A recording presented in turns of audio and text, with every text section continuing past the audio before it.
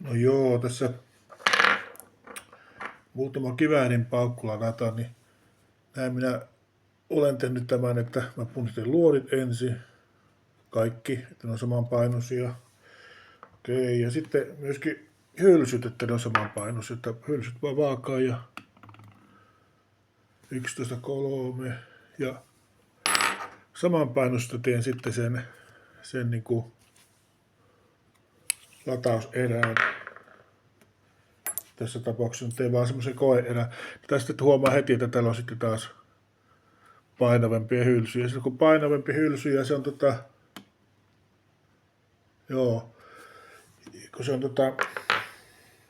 lyhennetty ja nallitettu, niin silloin se tarkoittaa sitä, että se tilavuus on erilainen.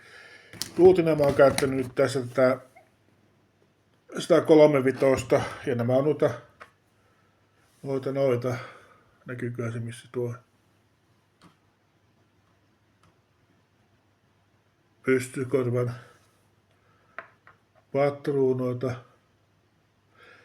Näitä alan nyt tekemään ja mä tässä laitan pausin päälle ja jatkan sitten taas kuvaamista. Ja tässä nyt vielä sitten pitäisi näitä on ladattu tuolla 135 9,7 gramman luoti. Juu ja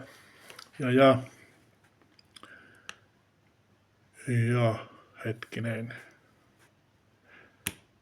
2,8 grammaa on tuo ruutimäärä, kun aloitan tekemään, niin tehdään tällä alkuun ja katsotaan sitten, että miten nämä toimii. Mutta täytyy vielä mitata toi patruunan mitta, ettei tule liian pitkään, niin toimii paremmin. Näin, tämmöistä on kiväärin patruunan lataaminen.